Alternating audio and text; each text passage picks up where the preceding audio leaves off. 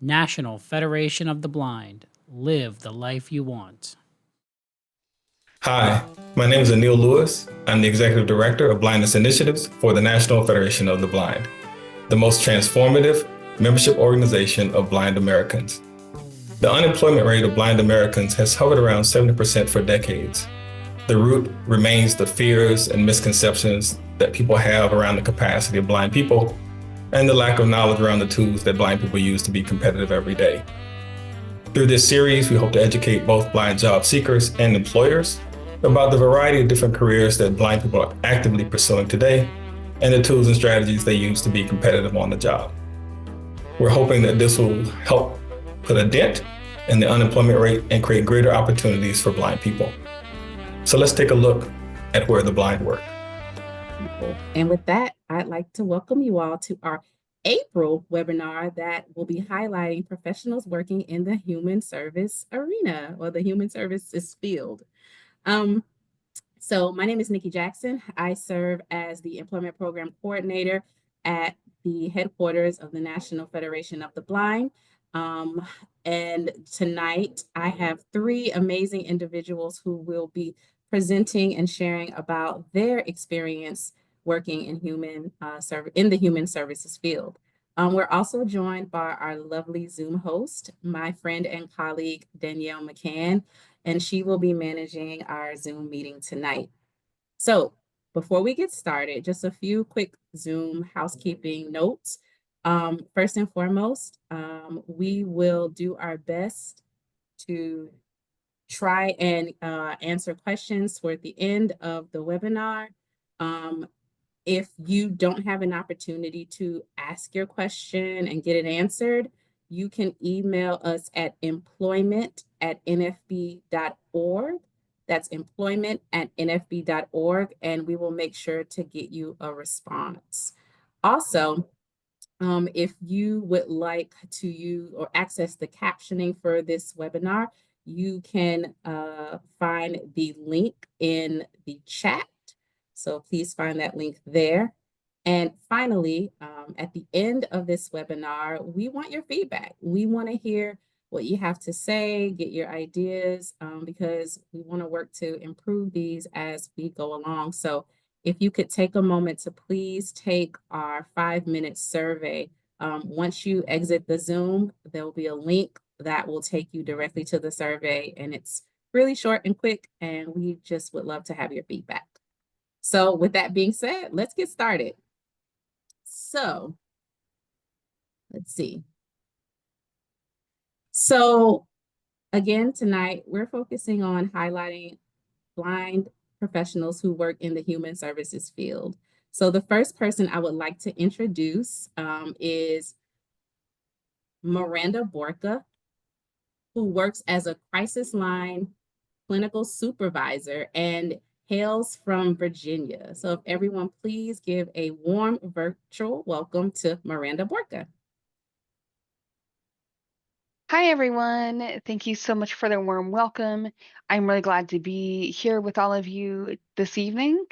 Again, my name is Miranda Borka, and I live in the state or the Commonwealth of Virginia. My husband and I actually moved here from Michigan in 2014, and I do not miss the snow and cold. So,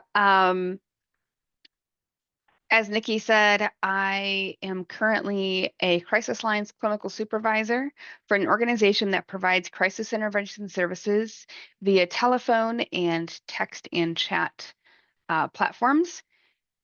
So I started out getting my bachelor's of social work in 2019 and my master's of social work in 2021.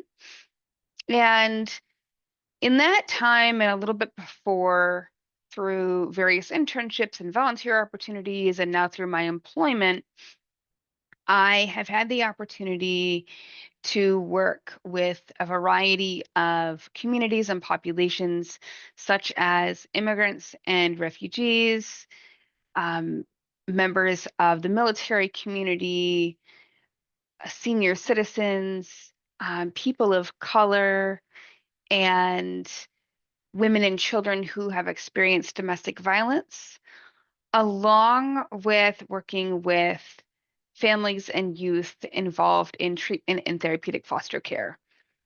Through these roles, I've been able to provide generalized and intensive case management services. I have also been able to provide crisis intervention services as I do now, and supervision not only to crisis intervention specialists, but also to social work interns. So in my current place of employment, I began in the fall of 2020 as a COVID-19 emotional support counselor. And I did that for about a year, at which time I transitioned into a crisis intervention specialist role. And in the fall of 2022, I began my current position as a clinical supervisor. I directly supervise a team of 8, and that includes 6 crisis intervention specialists and text and chat specialists, along with 2 social work interns. Typically, my social work interns are either at the bachelor's or master's level. And in my place of employment, we have a variety of different crisis lines that we support with, related to some internal lines that are more warm lines for alcohol and drug resources, and emotional support for those experiencing substance abuse and their loved ones, along with a senior loneliness line, a youth line for youth ages 10 to 24, a military helpline, and we also provide crisis intervention services for various counties throughout the state where my employer is based, which is actually not my Commonwealth of Virginia, but that's okay. And we also provide scheduling for an intensive outpatient day treatment program for mental health, substance use, and eating disorders.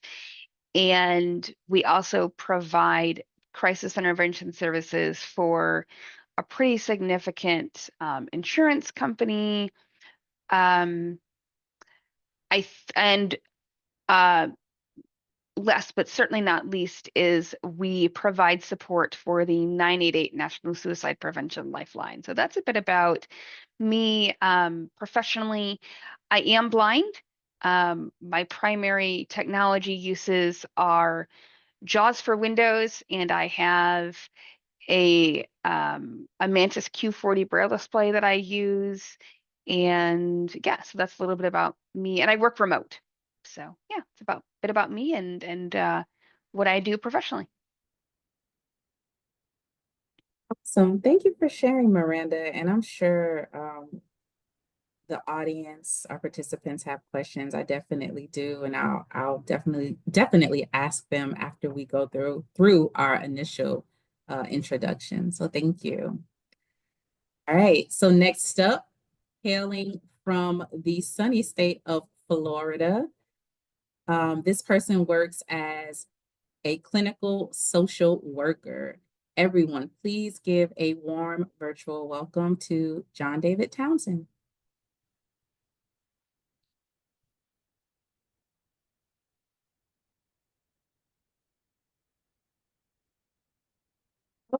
Oh,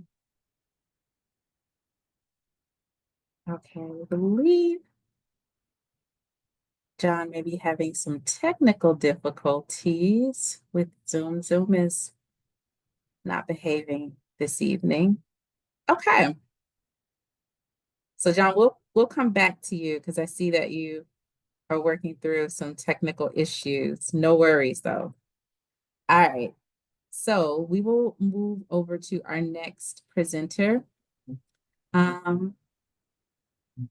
Living in the great state of New York, the Big Apple. This person works as a licensed social worker and a vision certified rehab therapist. everyone, please give a warm virtual welcome to Bonnie Lucas. Hello, I am happy to be here. Can you hear me? Yes. Okay, perfect. So I was hoping to be last, and I'm sorry that John's Zoom is acting bad. It happens. So I just want to start by saying, if I could give any advice to anyone, it would be, don't think you're going to do something and then wait, I guess let me say that a little different. Let me start a little differently. You never know what you really will wind up doing. So don't assume that you know exactly what you want to do and think that you will absolutely do that, because things happen. Okay, so when I was when I was an undergraduate, I came from kind of a goofy family, like many of us, and I thought I took a class in child development and family relations, and I was like, oh my gosh, this is so cool. I just started learning stuff I never knew existed, and I decided I wanted to be a family counselor of some sort. And I didn't know exactly what, but when I graduated, it took me a while. I actually did another profession for a short time before I got into graduate school. And I actually did medical transcription work, and that was something I never knew I would do. But ultimately, I got into school and went to school in Kansas, okay, and went to graduate school and I had a bachelor's degree. It was in child development and family relations. So I went to graduate school, got my master's degree, took the test, had my license, and I got a job as a job coach for the state of Kansas, helping people find jobs. And these were people who were on public assistance in those days, and it was a long time ago, and I don't want to tell everyone how old I am because you'll go, what are you doing here? No. Anyway, so I taught people who were making $100 a month. That's how much the state of Kansas was giving these people. So they were the poorest of the poor in the system. And I, along with 3 other women, we taught people how to look for jobs. Okay, that was great experience. During that time, I got married, and I quit that job the day I had my first baby. So I stayed at home. I had this social work degree. I kept my license up.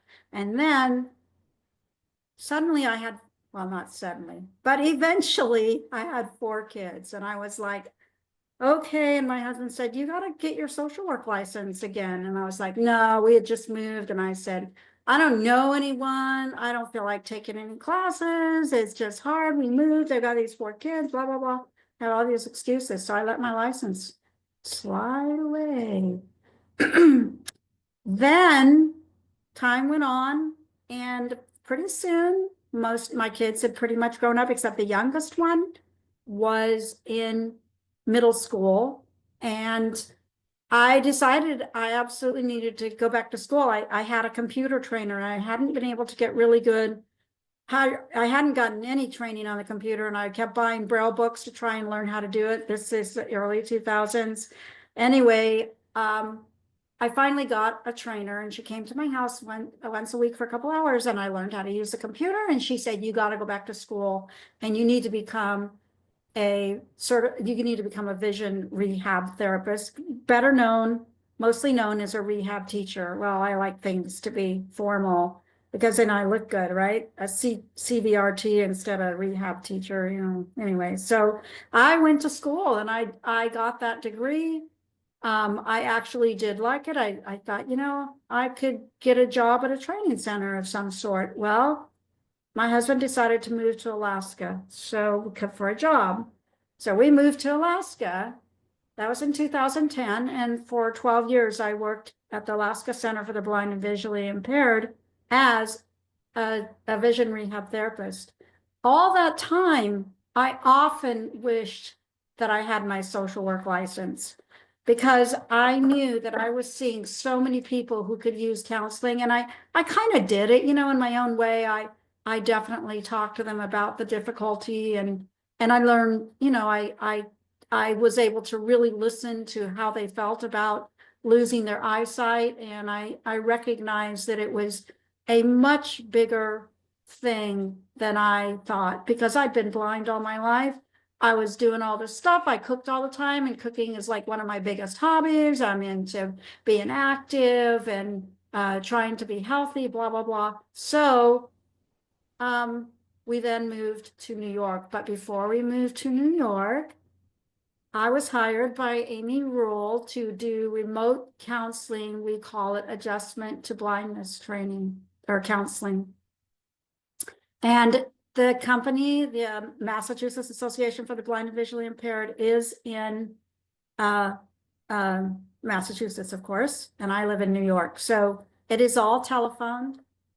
And I want to say that after I had worked there a year, I came in 2023, and in 2024, June of 2024, about the last day of June, I took the licensure exam. I had to track down my second year field placement instructor from Kansas.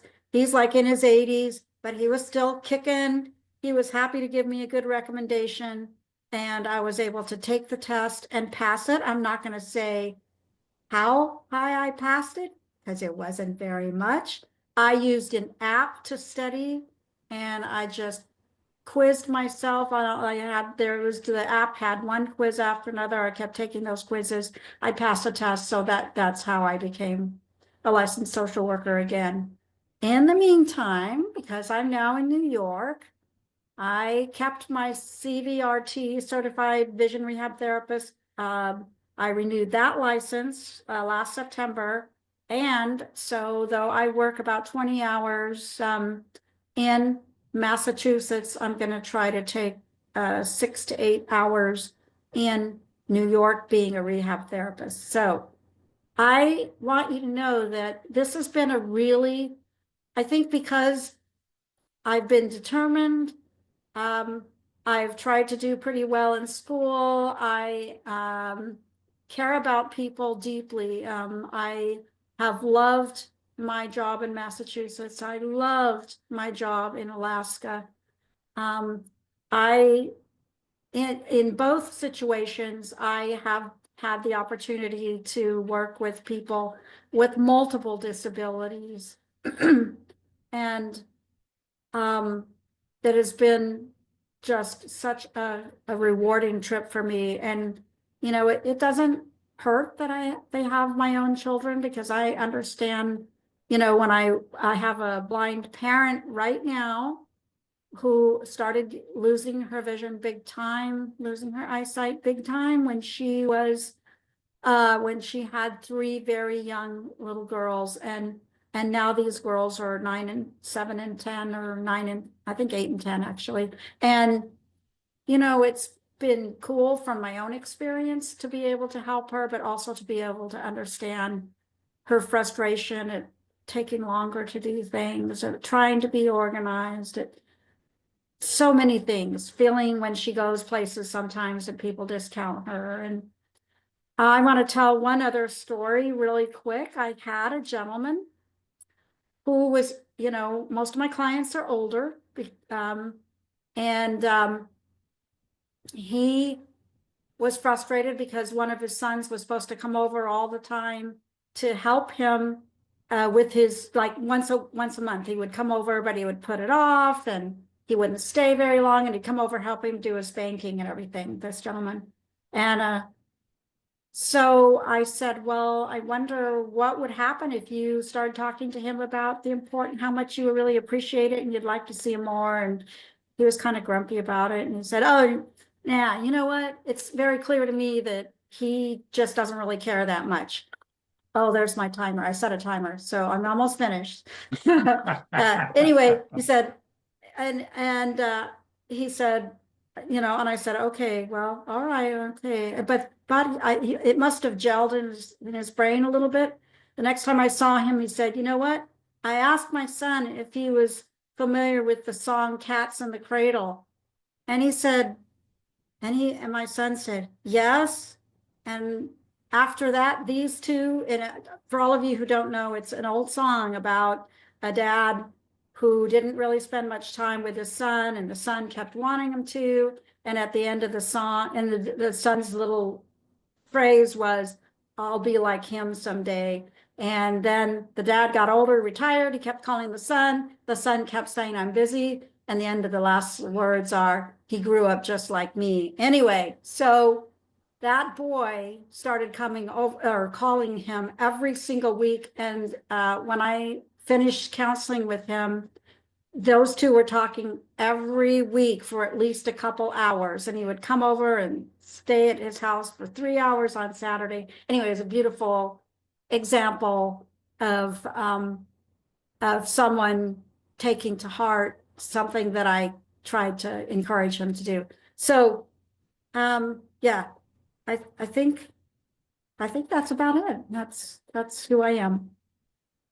Awesome. Thank you so much, Bonnie. And the one thing I failed to do was thank you, Miranda and John, for the work that you all do. I know the work isn't easy. You serve, many marginalized communities that have all of these different life experiences, and you probably experience many things that aren't easy. And I know this line of work can be very hard and can sometimes be thankless, but it also can be rewarding because you get to impact so many people in a positive way. So thank you all for the work that you're doing. Thank you. All right, now, John, you with us? You made it back. I am with you. I don't know. My machine keeps telling me that I'm unstable, but I'm working in the mental health field, so perhaps that's appropriate. You can tell people your machine is diagnosing you. I think that's a good idea. Yes. And maybe we should be diagnosing the machine. That too. I once did a psychosocial on the agency I worked at. I'm John David Townsend, or JD, and I'm a clinical social worker. I currently am working in mental health. I am a psychotherapist. I work with largely with adults at this time in my career, and I work almost, well, exclusively at this point from home on the Zoom platform. I work as a provider under a mental health organization, but I'm really in private practice. I use them for my billing and referral services. So I've been doing that for a few years now. And I was hesitant to get into working virtually with people, but I'm getting the hang of it. I started in social work. I graduated from Boston University in 1980, a couple of years ago. And what I want to say is I went from Boston to North Jersey, and I started to look for social work jobs, and they were plentiful. And my attitude was at that time, well, if there's 2 people applying for this job, I'm a new graduate and I'm blind, why would they choose to hire the blind guy? I went on 50 job interviews without getting a job.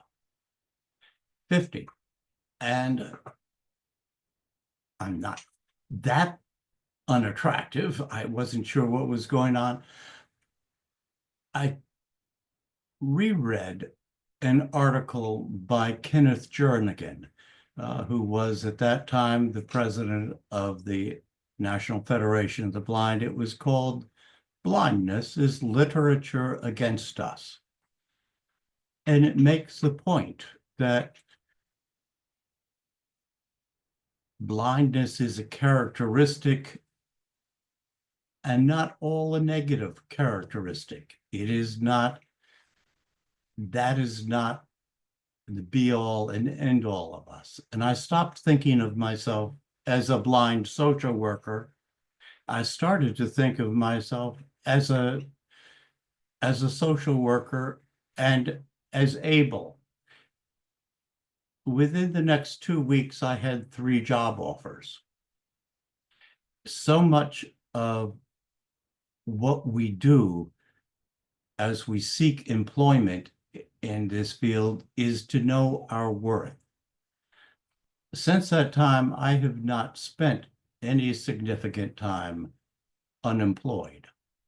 And that's, well, 45 years now. I started working in protective services in Brooklyn, New York. I traveled throughout the large borough of Brooklyn, helping families that were at risk of having their children placed into foster care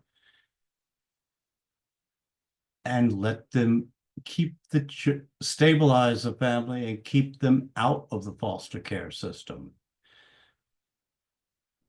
I wouldn't trade that experience visiting people in their homes for anything. It really helped season me as a social worker.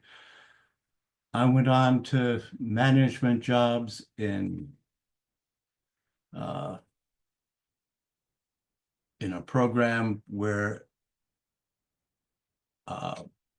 worked with people who were homeless, who were also had joint disability of mental illness and addictive disorders, helping those people become stabilized and live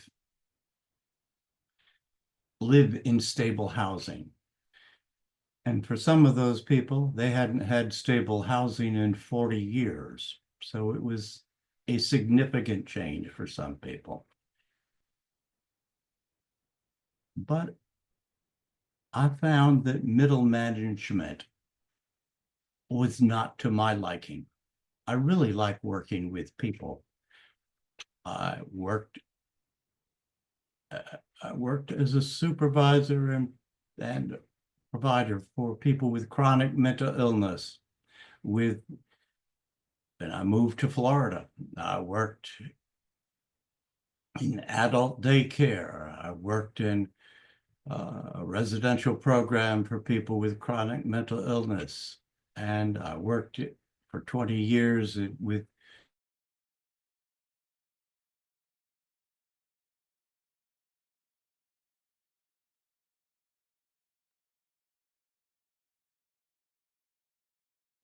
John, did we lose you?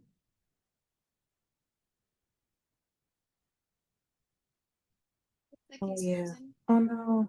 I think he just, okay. I'm not Oh, there- hearing anything, just letting you know. I thought my connection one died, so I'm back here. He's back. Okay.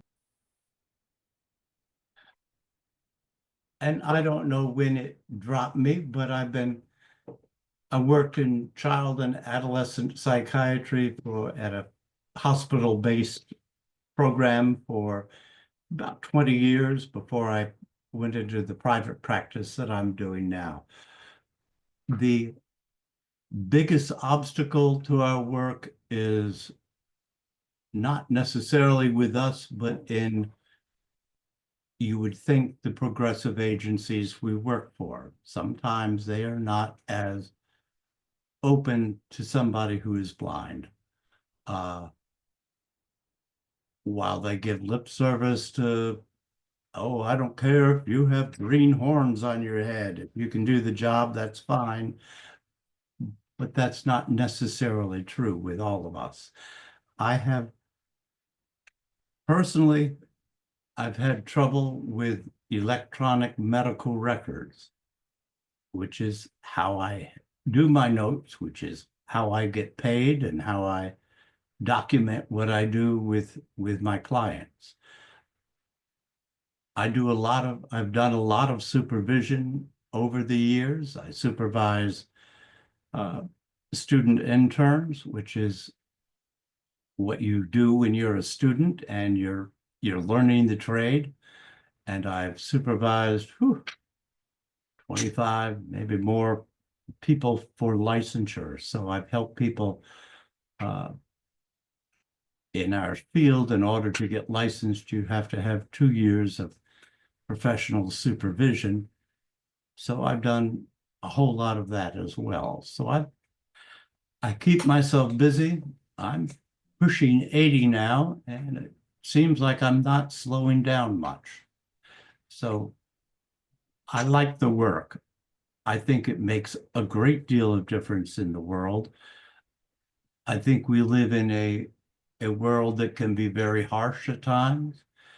And I think any kind of positivity I can bring to my clients makes the world a little less harsh.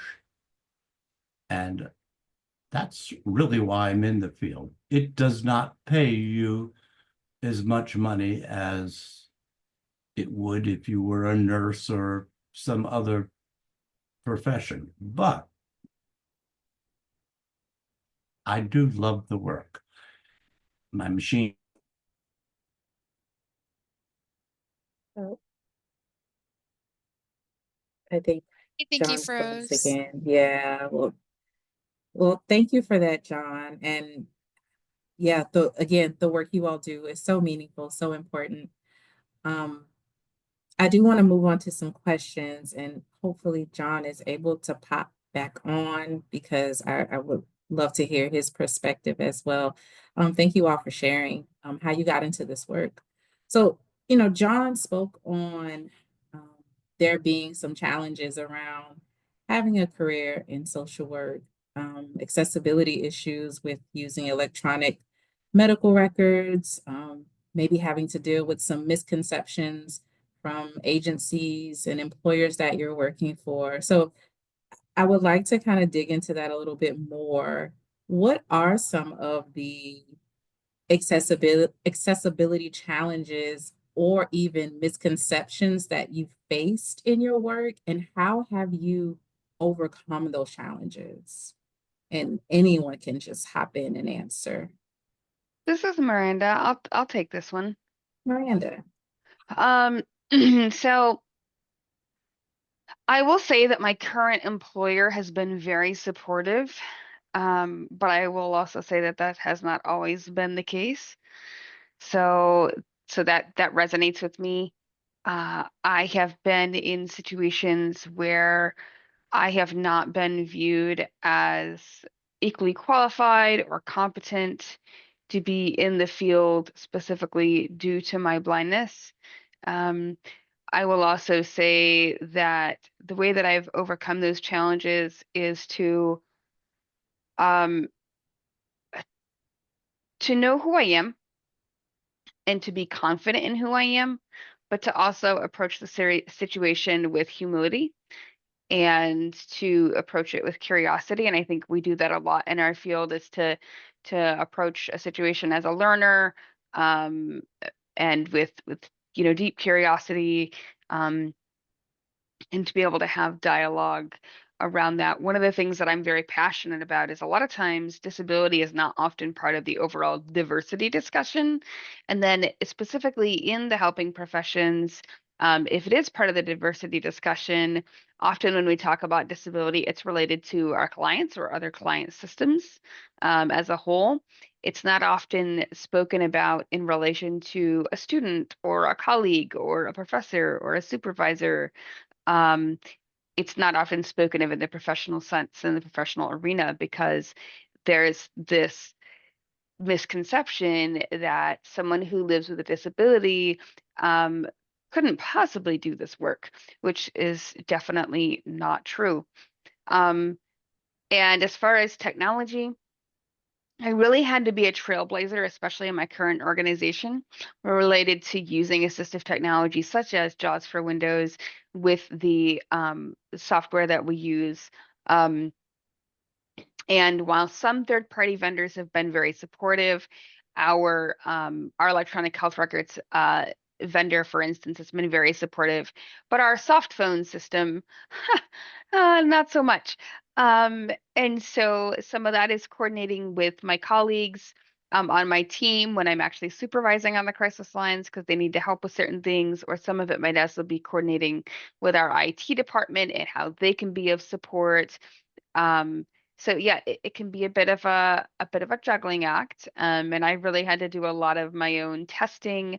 I also uh, I also support if there's anyone who's interested in, having me test things, then I am happy to do so. So like I'll have colleagues reach out and be like, hey, we're interested in using this system, but we don't know if it's accessible. Will you test it? And I'm like, sure, why not? So I'm happy to do that as well. This is JD, and I've got to just say I totally agree. It is about knowing your skills and knowing your ability. I've worked with a number of blind people who went to job interviews with their laptops and braille displays just to show, look, I can do it, I can do it.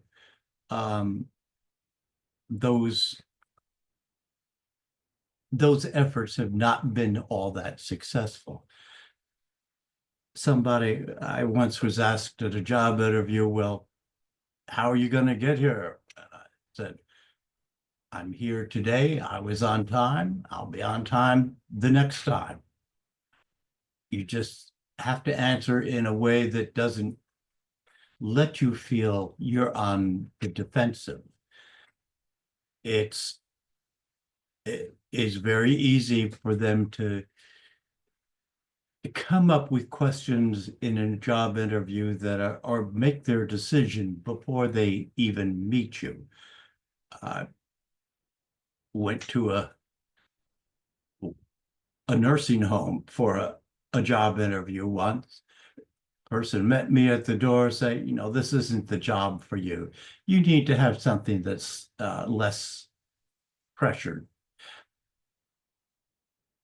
Turned her back and left. Didn't even leave time for me to present myself to her or anything.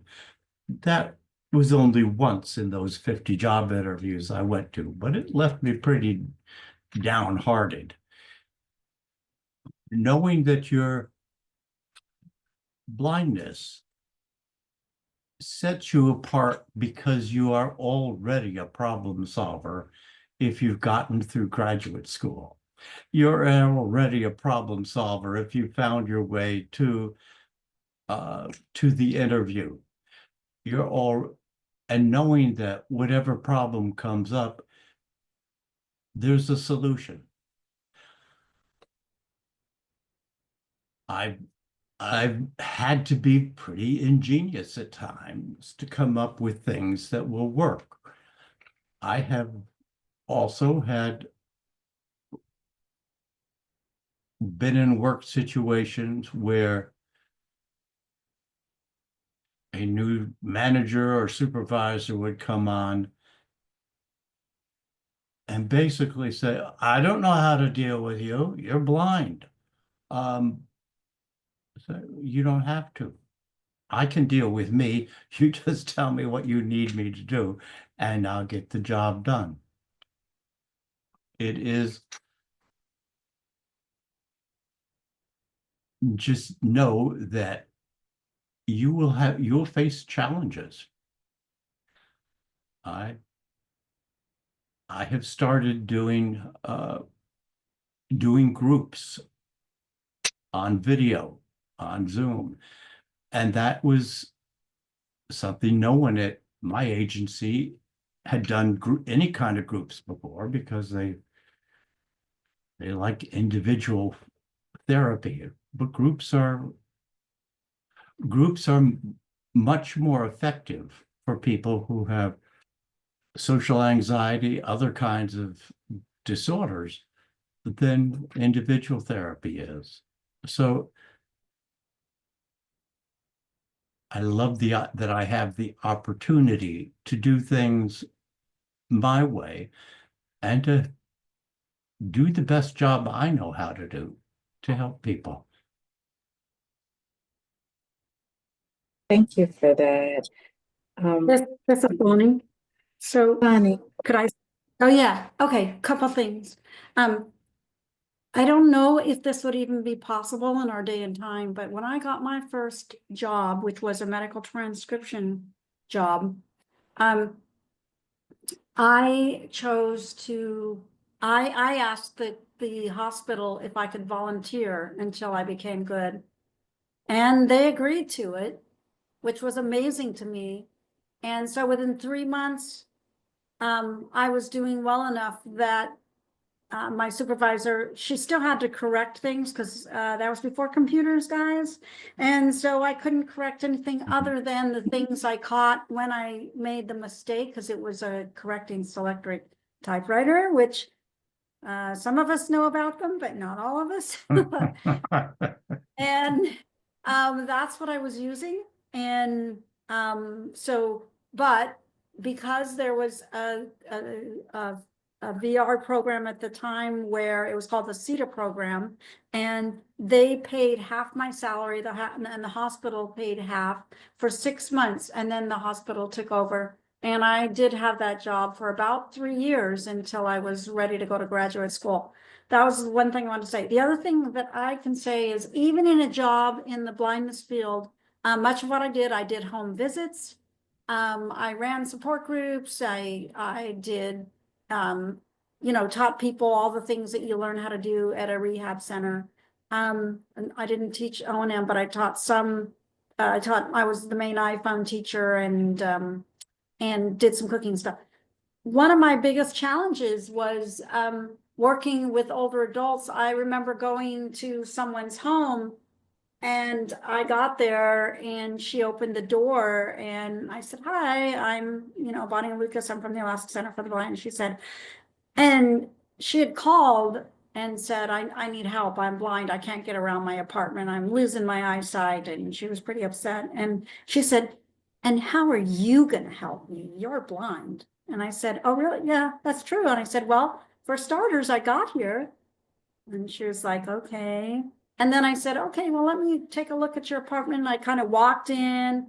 It wasn't a very big apartment. I immediately just walked around, touched a few things, figured out where everything was. And then I just started talking to her about some of the things I was doing and what I was learning about her apartment. And when I left, and I showed her some things, got some bump dots on her microwave, a few things like that, and gave her a few other things, and just really talked to her about, her new situation. And when I left, she was like, "Wow, I can't believe how much you helped me." And so it was really a good experience for her, and definitely a good experience for me. So I think a lot of times, I think, as JD has said, we just have to really have confidence in ourselves and show people what we can do as we need to. Sometimes we want to do too much at one time, and that might intimidate or offend someone. But if we just take each piece, each situation, and when someone really doesn't like you very well because you're blind, maybe it's the person you don't want to work for anyway. So I say, try not to let that stop us or get us down. Just know that something else will come up. We just have to keep plugging away on it. We cannot give up. Here, here. yes. Thank you so much for that. All three of you all. It's this theme that resonated as you all were speaking of self-confidence, persistence, and resilience. And, those seem like the keys to really helping you to unlock that success in this career path, or any career path for that matter. So I really appreciate you all being so transparent about the challenges, and also how you really, overcame those challenges. I think, though, I would like to open the floor for questions, because you all did an amazing job of answering questions I had planned in all of your presentations.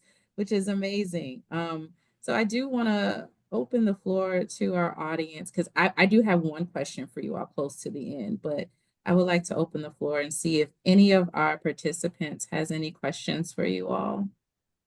So if you would like to ask a question, please raise your hand. Oh, I see a hand already. Let's see. 2 people. Me? Yes. Hey, it's Danielle. Hey, Danielle. We have a couple of questions in the chat as well. Oh, all right. So let's take a chat question and then we will have one of our folks unmute and ask a question. Okay. Sure. So we have a question from Jolene, and the question is specifically for Miranda. And Jolene is asking if you're comfortable, Miranda, sharing the name of the company you work for and if they hire folks that have experience, but not necessarily the degree. And Jolene, I hope I got the essence of your question in there. So that's a great question. In this setting, I would rather not share the company that I work for just for privacy reasons. But I will also say that in the organization that I work for, it is important to have a degree because of the contracts that we work with and the organizations that we work with and their requirements in order to have the knowledge in order to provide the clinical support that we provide. I'm glad that you have related experience. I think that's a great start, and I think it speaks to the importance of things such as volunteering and getting internships and getting that experience. So I'm glad it's a foot in the door for you. So I would encourage you to continue moving forward in that and maybe considering a degree at some point if that's something that you feel comfortable doing or that that you feel is maybe a next step for you at some point. But yeah, I would encourage that because I think the experience that you have is gonna serve you well in that. And Thank you. I'll add to that, Miranda, that before I went to social work school, I thought I'd dip my foot in and give it a try, and I worked at a call center. Mhm. And so I think that was a very valuable experience for me. All right. Participant with the phone number 854. If you could unmute, we will have you Hi. ask your question. Hi. Hi, it's Rachel. I wanted to ask Bonnie, what area of New York, if you want to share, you live and you might be working I'm in at Central. PRT. Yeah, I'm in Syracuse, so I'm in Central New York. Okay, thank you. And can I ask one more quick question, just to all 3 participants? Is there any way that we can get contact information for any of the speakers? So if you have questions that you want to ask them, you can email me or us at employment@nfb.org, and we'll make sure those questions get to our participants, and then they're able to respond to you all. Another thing I would suggest as well is if you have questions about the human services field, we have a human services division. That's where I found these good people at.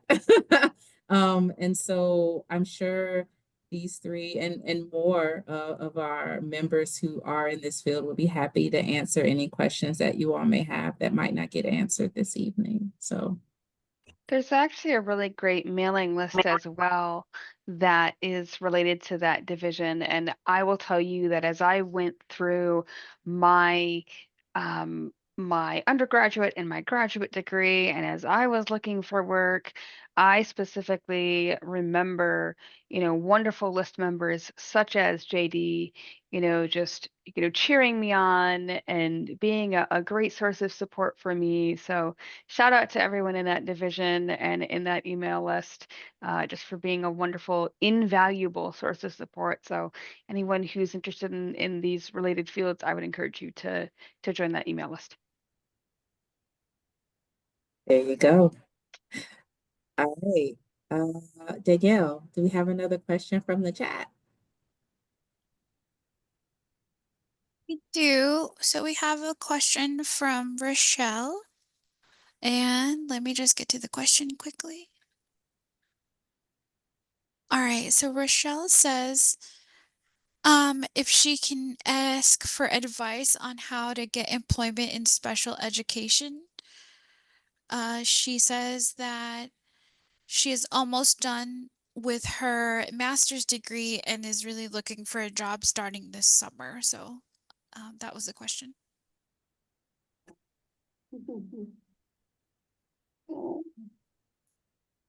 You know, There are so many opportunities for social workers, if that's the degree she has. I think you can look to where your heart leans, to where your interests lie. I know I was in social work school. I was thinking about working with in hospice. Never did, but a lot of other opportunities were there. So it's a lot easier to find jobs if you're near a city. But nowadays, many jobs are becoming more and more available virtually. So look what you've learned from school and what your teachers and your fellow students are doing, and kind of what things they're looking at. And this is Nikki. I'll just say also, just like there is a human services division and an email list, there's a also National Organization of Blindness Educators. And this group is for, this division is for individuals who are blind educators working with both blind and non-blind students. I would highly encourage you to go to our website and find the contact information, because I cannot remember who actually is the president of that organization off the top of my head. But I would highly encourage you to go to our webpage and find that group, and email the individual who's listed there. And also, if you email education@nfb.org, we could work to try and connect you to someone or some folks or resources that way as well. I would also say that if anyone is ever interested in school social work, then it's worth exploring, once you have, say, a master's degree, or even if you do your field placements or internships, say in your bachelor's degree or master's degree in social work, for example, you might be able to do some of those field placements in a school setting. And also you may be able to get your like clinical hours for your clinical license in a school setting as well, along with possibly getting a school social work certification. So that's something to explore if that's something that someone is interested in as well. Love it. Everyone's dropping all the knowledge tonight. I love it. All right, we're gonna try to get through it because it's quite a few you all who have your hand raised. So, Melika, I hope I said your name right. Melika's iPhone. Yep, that would be All right. me. Hey, You pronounced Melika. you pronounced my name correctly, very Oh, correctly. usually terrible, so. No, it's But yeah, you pronounced it really correctly. First of all, I just want to say that hearing you guys' stories, Miranda, John, and Bonnie was so amazing because I'm an undergraduate getting my associate's degree in general sciences and general studies and social sciences, and then getting a bachelor in sociology and international relations, and then doing a master's in social work. I know that's kind of like a different way of doing it. But Miranda, I know you said you worked with immigrants and refugees, which I'm an immigrant myself and I'm very passionate about it. what advice would you, I mean, obviously I have firsthand experience, but what advice would you give someone going into that field? And any advice for just, like, I know we talked about like school social work, but just any advice in that region? Yeah, that's a great question. And thank you so much for sharing that. And thank you for also your experiences. And I want to honor your experiences as well. And I will tell you what, when I was first doing an internship welcoming refugees to the United States, it was a very humbling experience. I came in with no idea what I was doing. And yet it was the refugee community that was welcoming me. And it was amazing. So at the time, I was not in I was not in a social work degree. And by the end of that internship, I knew that I wanted my master's in social work, but I just continued along my way of interdisciplinary studies, and that was my global studies internship. And then a year before I was supposed to graduate, I ended up switching to a bachelor's in social work because I realized that it was going to be a better road for me in order to get my master's in social work because I wouldn't have to repeat the generalist foundational courses if I got my bachelor's in social work. So I love the fact that you're studying international relations. What I did was, like I said, I did some global studies courses, and I really enjoyed that. It was neat to learn about various cultures and various cultural practices and various faith traditions. And um, I also taught English as a second language and loved that and took courses in that and received an undergraduate certificate in teaching English as a second language. That was really a bridge for me to be able to build community amongst the immigrants and refugees that I worked with. And then I began to also learn about um, trauma that some people within these communities experience. And I that was really a catalyst for me to want to go into social work. So yeah, just continue to embrace the experiences that you have. And yeah, I really truly wish you all the best in this. And I imagine that your own experiences will also influence and speak to what you're doing as well. Yeah, I just want Just to say one thing. It is um it's super thank you for saying that the refugees welcomed you instead of you welcoming that. There's been a lot. Wow, I needed to hear that because there's just been a lot going on in our world recently, and I think a lot of people need to hear that it's not just you welcoming them. It's my thing with social work. I always tell my friends is you have to have it's reciprocity. Yeah. I don't know how to pronounce that word, but and there has to be humanism in it too. Mhm. Very Can I add mutual something? respect. Oh, Yeah. sorry. No, I wanted to also add that I think one advantage, and I wish, looking back, it was good that I had that first job, but had I done my bachelor's in social work, you also do field placement even as a bachelor's in Yes. social work person. I Mhm. supervised a student when I was in Alaska because I at least had a degree anyway. And so I did supervise a bachelor's level student. But the advantage to that is you get more opportunities because you get to do two field placements. Is it two or one? Maybe it's just one. I think Yeah, it's I Depends think it's one. just, depends it depends on where you go. I did two in undergrad, and then I and then did two one more. in well, I did one in grad Okay, school because I was one already in done grad with school. yep, Okay, yep. so, but if you get to do one in your undergraduate, and I did two in my graduate education, I think everyone in my program did. And, that advantage of being able to be around social workers, being in different settings, Mhm. really benefits you. And I would say the sooner you can get into social work, the better, Yeah, because yes. then you have that social work experience, and maybe in the summer, or at some other time you can do an internship Mhm. working with students, you know and others in the international arena. kind of thing. So that's why I would recommend getting right into social work. And this is JD. I'd like to add my 2 cents as well.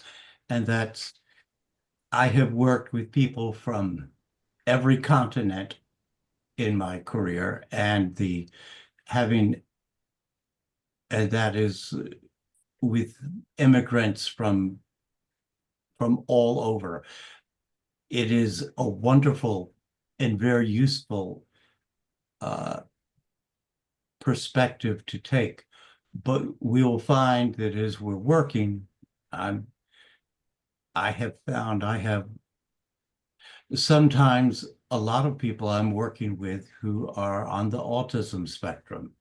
Then I turn around, and then I have a lot of people from maybe Costa Rica.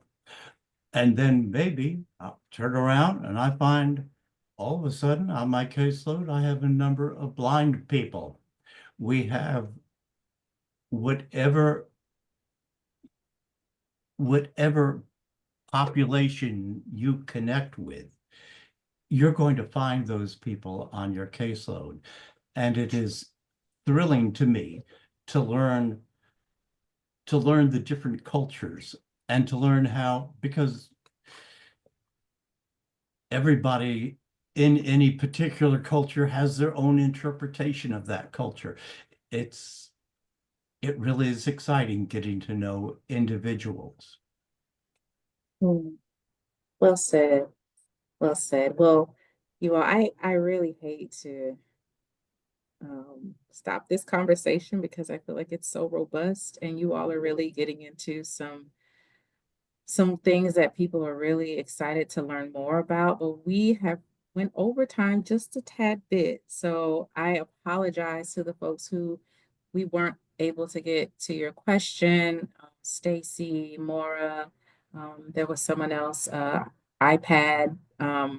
That's not your name, but that's the name on the Zoom. So, but if you That's me. email, oh, it's you. Oh, Yeah. hi, iPad. But My name is Tavion. Oh, Tavion. Hi, Yeah. Tavion. So if you are able to email us at employment@nfb.org, we will make sure that your question gets sent to our amazing panelists and we get your answers. So before we close out for the night, Employment@nfb.org, you said? That's it. Yes. Okay. And I Who can do ask we a address the No, email no. to? Just say if you put in the subject where the blind work question. Okay. Yep. So before we close, a few reminders, and then I'm gonna have our panelists give like one little quick 30 to 60-second thing to leave you all with tonight. But when you leave the meeting, there will be a link that you can follow for the survey. Please, please, please give us your feedback. Let us know how we can continue to improve on these webinars. Also, stay tuned. In May, we will be having another webinar, which typically these are quarterly, but this one's a special one. So be on the lookout for information about our May webinar coming soon. And then I believe that's it. Oh, and also all the information about like the Human Services division and the Human Services email list, and also NOBE, National Organization of Blind Educators. Like these are groups and divisions that are a part of the organization. And it seems like one of the important things in this, it sounds like, is that mentorship, is building those relationships. And these are opportunities for you all to build those relationships as you explore careers in this field. So with that being said, for my panelists, first of all, I want to thank you all for tonight. You all have been wonderful. Thank you for sharing all of your knowledge and your experience. I know I got so much from it, and I am confident that all of our participants did as well. So before we end tonight, in 30 seconds, what piece of advice would you leave our participants who are interested in exploring a career field or career in the human services field? Who wants to go first? I think we're all trying to think of our advice. I'll go. Okay, Um, Miranda. I would say be flexible, be open to opportunities that come your way. Like I said before, know who you are, know your skills, know your abilities, know your worth, and um, approach each opportunity that you encounter with that knowledge. Be humble and be curious. Love it. Lovely. This Beautiful. is JD. I take the lines of the song. Take off your old coat, roll up your sleeves. Life is a hard road to travel, I believe. It is tough. It is tough out there for our clients. We can make a difference in their lives. And your own experiences, the richness of those, will inform your practice and make you whatever area you get into will make you a strong and worthwhile person. Love it. Nice. All right. It's hard to be lost on this one. So I want you to know that my flexibility and my allowance of letting my life take me where I needed to go has paid off. I think try not to say, I'm not going to do that. If there is an opportunity that comes to you that as long as it's legal, safe, pays something, and maybe not, because maybe volunteer is what you need to be doing right now, but try not to say, I'm not going to do that. I hate that. And unless it's something you truly, truly hate. So, yeah. In other words, don't be too picky. Well, Miranda, Bonnie, John, thank you so much for this evening. To all our participants, thank you so much. And we will see you all in a month at our next webinar. Take care, everyone. Thank you all. National Federation of the Blind. Live the life you want.